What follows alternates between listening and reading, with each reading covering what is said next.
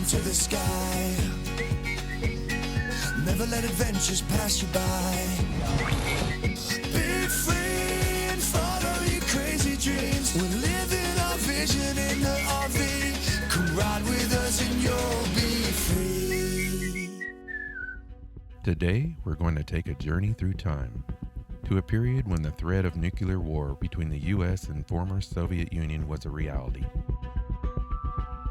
The Cold War.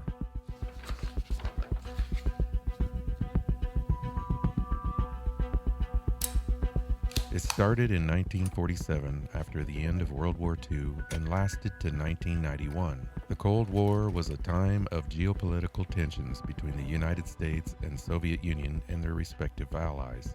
The term Cold War is used because there was no large-scale fighting directly between the two superpowers, but they each supported opposing sides in major regional conflicts known as proxy wars. The conflict was based on the struggle for global influence by these two superpowers, following their roles as the allies of World War II that led to victory against Nazi Germany and Imperial Japan in 1945. Travis won't be able to get to the brain. The first nuclear weapon was created by the United States during World War II and detonated their first successful atomic bomb on July 16, 1945. On July 29, 1949, the Soviet Union exploded an atomic bomb which led to an arms race competition for supremacy in nuclear warfare between the United States and the Soviet Union. The Soviet Union attempted to catch up first and then surpassed the Americans. For more than 2 decades, 54 Titan II missile complexes across the United States stood on alert 24 hours a day, 7 days a week, heightening the threat of nuclear war or preventing Armageddon, depending on your point of view. What's the temperature today? It's eventually supposed to get up to 66. The Titan II was capable of launching from its underground silo in 58 seconds and could deliver a 9-megaton thermonuclear warhead to its target more than 6,000 miles away in less than 30 minutes. Today, we're going to visit the only remaining Titan II missile site that is open to the public.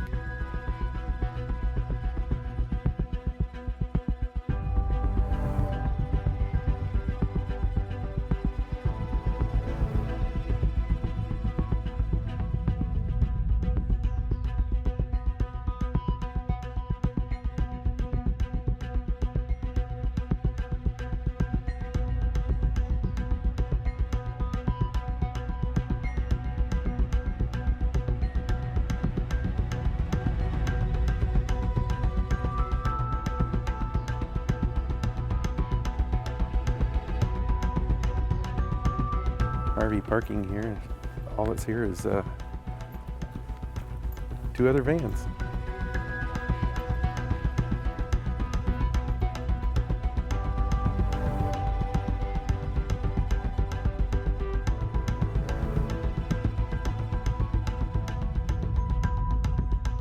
My name is Ethan. I'm going to be your guys' tour guide today. So the way I'm actually going to start off our tour is just going to be a short little 5-minute video. This video here contains a little information about the Cold War and how the museum got here. This site was operational from 1963 to 1982 and was one of 18 silos here in the Tucson area. Before going on the tour, we're going to watch a brief video explaining the Cold War and the part that the Titan II intercontinental ballistic missile played in it. Well, folks, the very first thing I'm going to point out to you guys is actually what you can see while we're out here. It's going to be that giant tan angled structure there behind you. That tan angled structure is the silo closure door. That's the door that's on top of this missile. By itself, that silo closure door is 758 tons of steel and concrete. Yeah, that door opens in about 16 to 19 seconds. The Air Force created custom gear ratios for it and put it on railroad tracks just to get it to move that fast. It actually created so much inertia that they had to put both of those hydraulic pins on the back of the door and some steel pads on its tracks so it wouldn't just go flying off of them. Now, unfortunately, as part of the SALT Treaty, they did actually lock that door halfway open and halfway closed, so it does not actually move anymore, and that's what you folks can see are those concrete bricks in front of the steel pad. Now, the second part I'll point out to you folks, we do have a few of them over there, but they're actually a little bit easier to see here behind me. we have these things that look a little bit like ice cream scoops attached to poles. Well, those are called tipsies. They were the alarm system here in the silo. Back in the day, they did have military police, but since this was a hidden facility, you couldn't exactly have them out here all the time. So the Air Force came up with this system. It actually works a lot like your garage door opener, where it shoots a radio beam between 2 points, and you can't see it, hear it, feel it, or detect it at all. But as soon as someone were to break that beam, down in the launch control center, a loud alarm would sound, and the crews can shut off their airways, lock their doors, or do anything else they needed to protect themselves.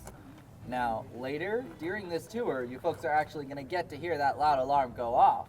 I'll shift over to our crews. Our crews would actually show up for their 4-man, 24-hour alert shift back at Davis-Monthan. Here, they would all sit down in a briefing, and in this briefing, our commander would have received a little piece of paper with a one-time use code on it. However, he didn't actually need that code yet. First, he had to drive all the way out to the site here, and he would have arrived on the other side of that gate over there. Now, the very first thing he would have done is picked up that telephone that's inside of the little blue box to the right of the gate. Replacement team's here, sir. Right. Come on through. This was the first of 4 separate phone calls our crews actually used to get down into the site. That first phone call basically served as the "we're here" of the whole security process. Now, once that first phone call was actually completed, our crews were then sent on a 3-minute journey. They had to clear their weapons in that red barrel, park their cars, grab all their bags, and walk all the way over here for a second phone call. Now, that's a lot of things to do within just 3 minutes. So the real reason that the Air Force had put a timer on the crews was because they could have gotten hijacked. So had they been hijacked and someone was forcing their way into this site, and the crews wanted to put a stop to it, well, all they would need to do is slow down, take their time, and then they were locked out. The Air Force used this method so nobody had to single themselves out by doing or saying anything specific. Now, after that second phone call was completed, we only needed the commander alone for the third. He would have actually opened the door to the facility and stepped in by himself. When he did this, he stepped into something that looks a little bit like a cage. Well, that's because it is a cage. It's called our entrapment area. That's going to be that area that's right beyond the door as soon as you folks step in. Now, inside the entrapment area, we had a camera that was pointed directly at our commander. He would then pick up the telephone that was behind him, and that was where he would have read that one-time use code. That way we can confirm he is the person he says he is, and that no one's trying to sneak in behind him. Now, since that code was only a one-time use code, nobody else was allowed to see it. So the Air Force decided to use a very sophisticated method of getting rid of it. Well, what they would do is light it on fire and drop it in a coffee can.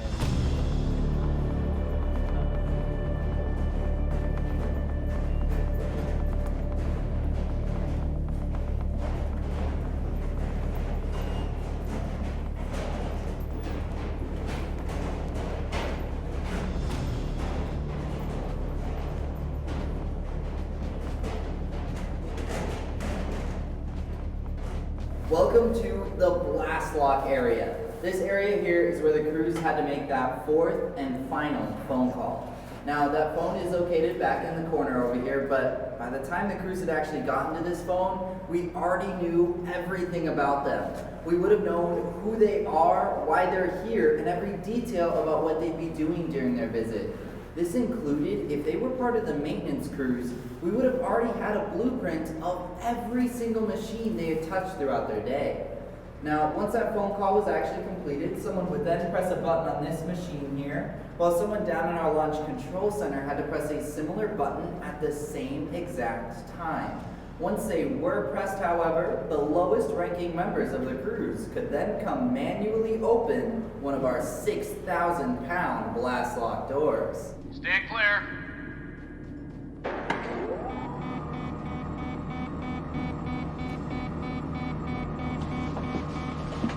Now, unfortunately, as part of the SALT treaty, this first door did get welded open. But if you folks did want to attempt to move 3 tons of weight like it's nothing, the second door here behind me does actually move, so don't be afraid to give it a few of those tugs as you folks are walking by. Now, these doors are made of solid metal I-beams that have been filled with concrete and then all welded together. They were held up by our 4 hydraulic interlocking pins, and the Air Force slapped this milled surface on the front of both. Now, this milled surface here was actually important. The Air Force had added a neoprene rubber-like layer around the outside edges of it, and that created a perfect airtight seal. There are no poisons, no toxins, no radiation, or anything that can get through these doors. Now, I do say radiation for a reason, and that's because our facility is what's known as a hard facility. Well, what that basically meant is that it would have survived a near-miss nuclear attack. A near-miss attack was any attack that landed about over a mile away. If it was under that mile, well, you're inside of the fireball and there's not really anything man-made that can protect you. Now, the way that the Air Force actually did this is the fact that they made all of their walls 4 feet thick. The floors and the ceilings were 5 feet thick, and then down by the silo, all of those were 8 feet thick. Now, they did decide to reinforce these walls, and the Air Force actually decided to reinforce them with rebar. That's about the same size as that handrail you guys used on the way down the stairs. And they did also put a 1/4 inch of battle grade steel around the outside of the entire facility, but that was more to serve as an eggshell that was meant to protect against EMPs or electromagnetic pulses. When that near-miss attack did happen, since it was a near-miss attack, we didn't get touched by the fireball at all.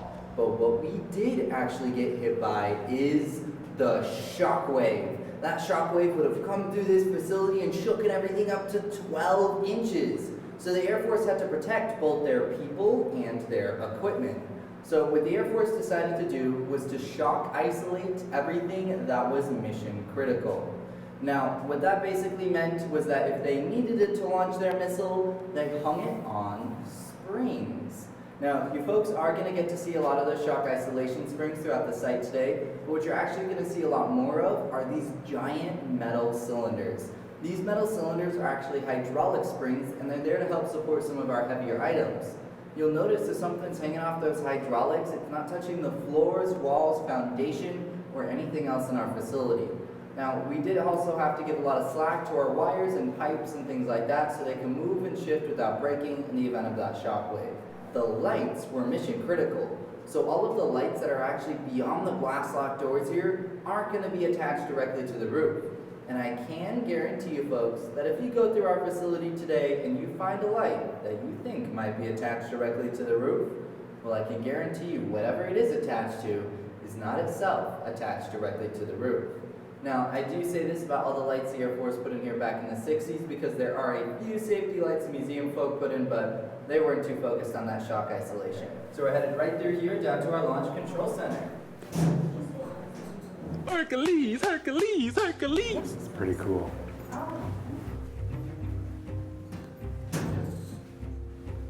Welcome to the Launch Control Center, folks. Before I do get started, I'm actually going to need 2 separate volunteers. So if anyone would like to launch a missile, go ahead and raise your hand. I'm going to take this chair we got right up here for you, Commander. It does actually take 2 to launch a missile. Does anyone want to help him out? That's perfect. Go ahead and take our deputy chair we got right over here for you. Alrighty, folks. Well, welcome to the Launch Control Center. The very first thing I'm going to point out to you guys is again what you can see in here. Now, I'm sure you heard me talking about the springs down the other room, and then when you came in here, you saw we have these giant things. Well, there are actually 8 of these shock isolation springs going all the way around our circular room. When you guys actually came into the room, you stepped over a little bump in the floor. That bump is covering a 12-inch gap that does also go all the way around the room. Most folks who come in here do not think about those things at all. But if you do, you might just realize what it means. The floors in this room are not touching the walls anywhere. You guys are floating on these 8 springs and our central pole here. Now, I have seen a few of you folks have already noticed that the lights in this room are attached directly to the roof. Well, I do keep my word because all 3 floors of this building are hanging off of those same 8 springs. Now upstairs, that's where they had the crew's quarters. They had some bunks, a kitchen, a dining area, and a desk that was meant for college. While downstairs was just a bunch of maintenance equipment, 30 days of food and water, and some batteries for backup power. And then here on the second floor is where our crews actually ran the day-to-day of the mission. This was the actual launch control center. Now, as I said back up topside, these crews consisted of 4 separate crew members. We had our 2 officers and then 2 more enlisted men.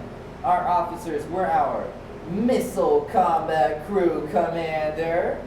Now, Commander, you were responsible for all of the people on this site, the site itself and that missile. It's a 9 megaton thermonuclear weapon. Well, Commander, since you are the big boss in the chair down here, and you're in the Air Force, you don't have to carry all that weight on your shoulders, because you get to do something a little bit special with your work. You get to delegate a lot of your work, and you would have delegated to none other than our Deputy Missile Combat Crew Commander. Now, Deputy, you were responsible for all those fancy radio machines you see behind you. And our deputy here actually has a second very important job. Inlaid into the desk over here is a map of the entire facility. On this map, we would keep track of all the crew members no matter where they were. Now, we had to do this because the moment they received a launch order in here, it started a 3-minute timer before that missile was leaving the silo. And if you were down working on the missile, you most likely only had 2 minutes to get all the way into this room safely. Now, who our deputy was keeping track of most of the time ended up being one of the 2 enlisted men. Those are the MFT and our BMAT. Now, the MFT is our Missile Facilities Technician. That's the crew member who actually knew the site itself. Now, we are 35 feet underground. We don't get food, electricity, water, or air down here naturally. So he would have made sure that all those systems were pumping properly. Now, we did also have our BMAT down here. And our BMAT's actually a very special crew member. Our BMAT is our Ballistic Missiles Analyst Technician. It's the crew member who actually knew the missile itself. Now, what the BMAT would have ran is a lot of the guidance systems we had in our facility, some of the electrical we had, and I can't quite talk about their second responsibility yet, but it was our butterfly valve locks. Now, when these 4 crew members were down here, they were stuck down here with 2 separate jobs. The very first job they were given was to stay alert. Well, that's a pretty simple one. They were listening for their launch order, and had they received it, well, they were launching their missile. However, though, their second job wasn't nearly as stressful. It was simply maintenance.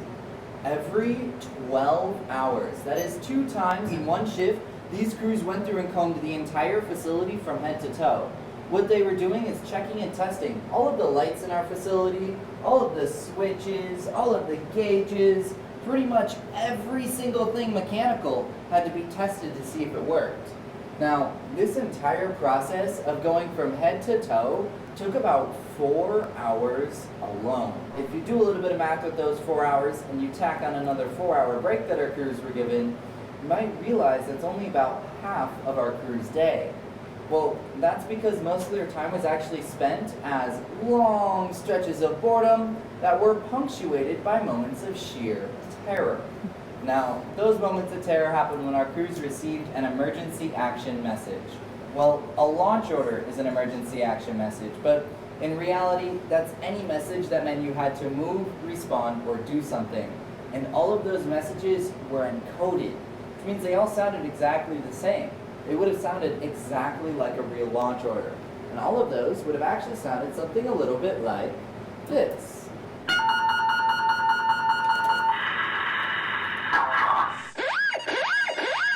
Skybird. 2, 3, Charlie, Hotel, fire. Message follows. Alpha, 2, 3, Charlie, Hotel, fire. 2, 5, 1, later, 4. This is Dropkick with a red dash alpha message in 2 parts. Break. Now, as soon as we heard that preamble, that ding, ding, ding, ding, ding, both our deputy and our commander would have then had seconds to grab both of the emergency action message books. Red dash alpha. Stand by to red copy dash message. alpha. Standing by. They would then open these binders up, they'd start writing down the code on the first line. Romeo, Oscar, November, Charlie, Tango, Lima, Alpha. Authentication 22040 Delta Lima. As soon as the person on that radio finished his line, he said, "Read as follows," where these two switched their binders and wrote it all down again. I have a valid message. Now, these two were very, very good at decoding these messages. After all, that's only one of the 4 separate steps that it took to launch our missile. The only person who could have sent us a launch order like this was the president himself. So when the president got information that missiles were headed towards us, he took his order and he sent it out to the Pentagon. At the Pentagon, they tacked on some of their own information and then they sent it to Strategic Air Command.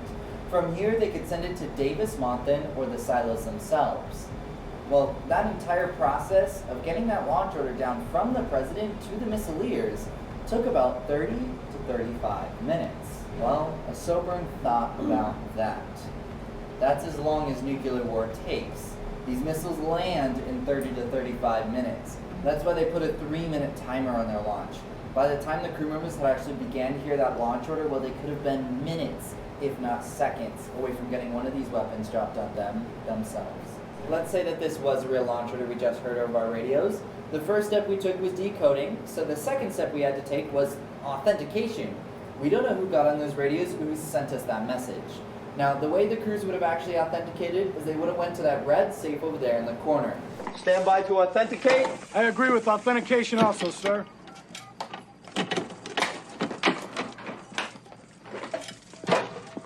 This is the emergency war order safe.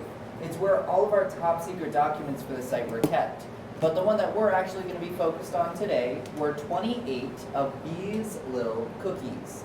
Now, our crews would have sifted through all of these, and they were trying to match the first 2 letters in the corner up here to the first 2 letters of their message. Once they did match those up, they could crack these open and pull out some top secret information. Usually when folks think top secret information, they think something exciting like the recipe for alien soup, but unfortunately, all this is more code. But this code here was actually inlaid into that launch order. Our crews were able to match them up, read the message as a whole, and that is how they knew they had an authenticated launch order. Enter launch code. Entering launch code. When we very first built this site, that's everything they needed. They were able to grab the keys out of the safe with the cookies and launch the missile after authenticating. Well, that's a little bit too easy. The Air Force got worried that a spy could get down here, and if a spy had the means to get down here, he certainly had the means to get into the safe. So what was the Air Force's solution?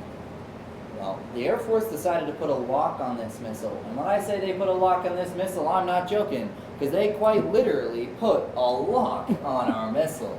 Now, this here is the butterfly valve lock. There were 4 of these on both of the fuel and oxidizer lines that were on both of our thrusters. And there's only one thing in the whole world that can get this to unlock. And you folks have already guessed it because it's even more code. But this code wasn't actually kept here or known by the crew members at all. The only people who knew how to unlock these were the upper echelons of the Defense Department and the President himself. So when their launch order was actually passing through the Pentagon, this is what they would have tacked onto that message. So our crews actually received it over the radios. Once they did receive that code, our commander read it off to the BMAT, who entered it right up here. That would have opened up all the butterfly valve locks, allowing the fuel and oxidizers to go down to the combustion chamber, and both of those are hypergolic chemicals. Now, what hypergolic basically meant is that they were 2 liquid components and they came in contact to combust or explode. We've already decoded our message, we've authenticated it, and now we've officially unlocked our missile. So this is pretty much everything the crews would have needed to launch their missile. But there still is one last piece of information. Where's the missile going? Do you think the crews knew where this missile was going? Well, no, the crews had no idea where this missile was going. The only thing that they actually knew is targets 1, 2, and 3 up in the corner of the commander's desk. Now, the actual location of where those targets were was so classified back in the day that it is still classified to this day. As far as we know, we've been pointed at Target 2, always will be, and we will never know where Target 2 truly is. Now, the reason that they hid those targets from the crew members is because if they knew they had family or friends even remotely near that target, Well, they weren't very likely to send them a tactical nuclear weapon. Target selection complete. Time on target sequence complete. And all of these guidance systems, as I said earlier, are run by these computer panels over here. This is known as the MGAC system. That's your Missile Guidance Alignment Checkout Group.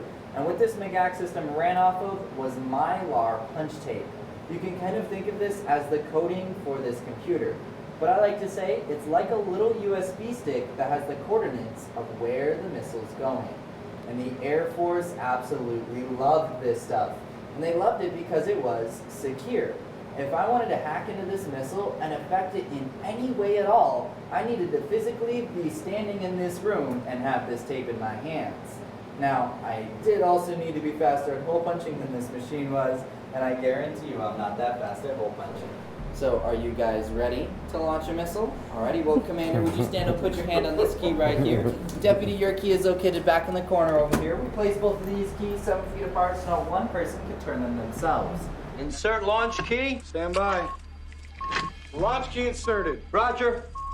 Now, Deputy, you're going to have to give me a strong 3, 2, 1 launch. You're both going to turn those clockwise and hold them there for 5 seconds together. 3, 3, 2, 2, 1. 1. T-minus 50.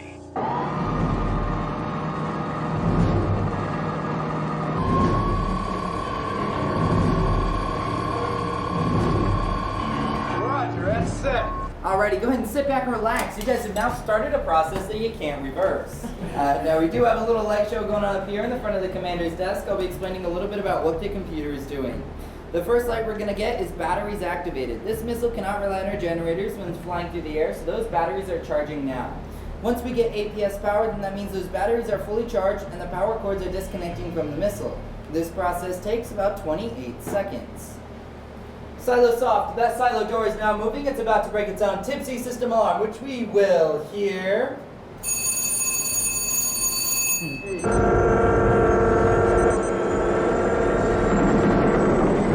And now the missile is talking to its MGAC system. It's getting all of its guidance information, and it knows what it has to do once it reaches its target. We only have 2 things left. We are going to hear one more alarm for fire engines, which is followed by liftoff.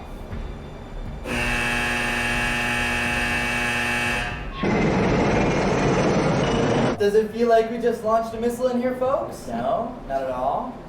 Well, actually, a really cool fact about this building is this is pretty much exactly what the crews would have felt in here. They wouldn't have even been able to see a ripple in their coffees. That's just how shock isolated we are with these 8 springs and that whole cableway of protection.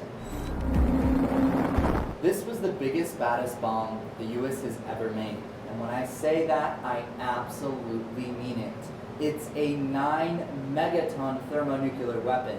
Hiroshima was a 14 kiloton thermonuclear weapon. These are 2 different classes of bombs.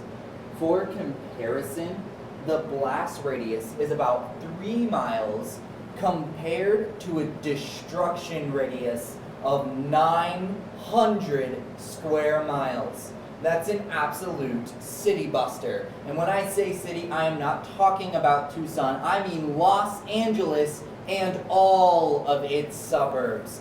New York without a building standing, and the only thing left in Washington, D.C. is a 30-mile by 30-mile hole in the ground.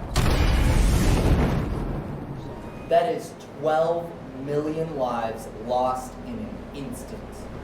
For me personally, it takes into perspective just how much incredible responsibility was held up by such incredible people. Now, when those people built this site, they never wanted to use them. These weapons were not meant to see an active war. What they were put here for is to assure mutually assured destruction. Well, what that basically meant is that everything that's down here is all a big scare tactic. The Soviet Union was building missiles of this caliber, so we built our own to defend ourselves. Had they launched on us, then we were launching back on them, and then everyone was losing that war. No one's gonna start a fight, but they're not able to win. Anyways, though, folks, I am gonna lighten the mood a little bit because I know not everyone loves the death and destruction that comes with these missiles. And I you know that free souvenirs are always the best way to do that. I got these 2 cards here for both our deputy and commander. But folks, I really don't need you going home thinking that these 2 just killed 12 million people. So we're gonna head down to that missile silo and confirm that it is in fact still there. Good job.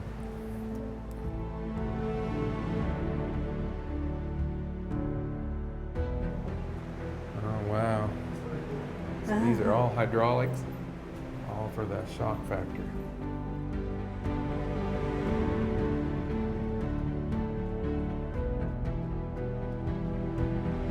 This is our Titan II missile. It's 103 feet tall by 10 feet in diameter, and it weighs about 330,000 pounds.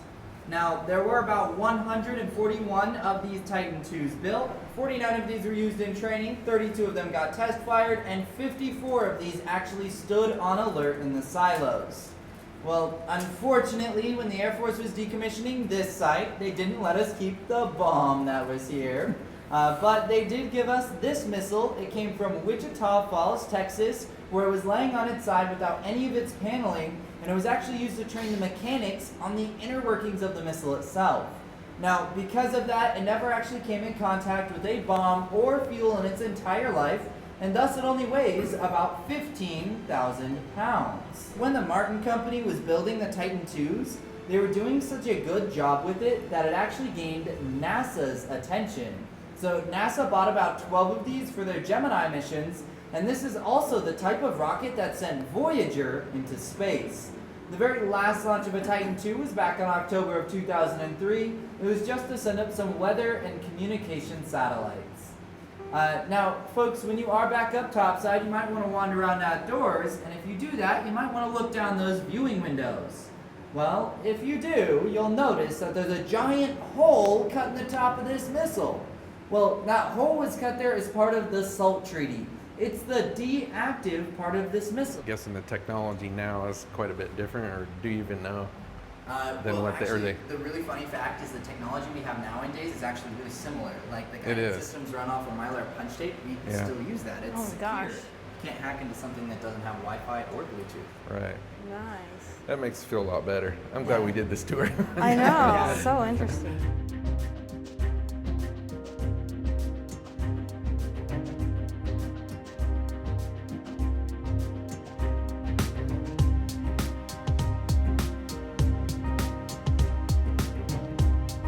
What'd you think, Deputy?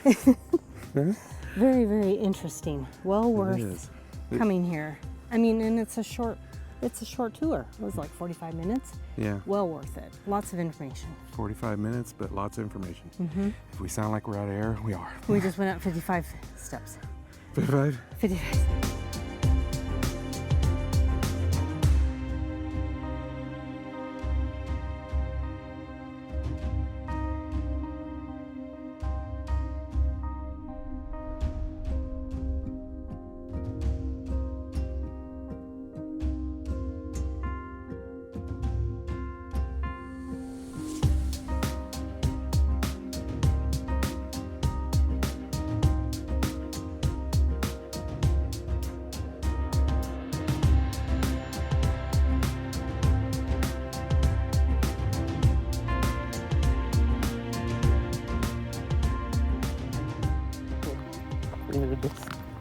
We heard this noise off to the distance. What was that? You said, "What's that?" I said, "I think it's a donkey over in the distance." What's that dang thing doing here? And you said, she peeks around the corner and looks because we had to look around. Somebody blowing their nose. It was. It did. It sounded like a donkey. Honestly, we know sound travels. Let's celebrate. Call it a day. See you next week.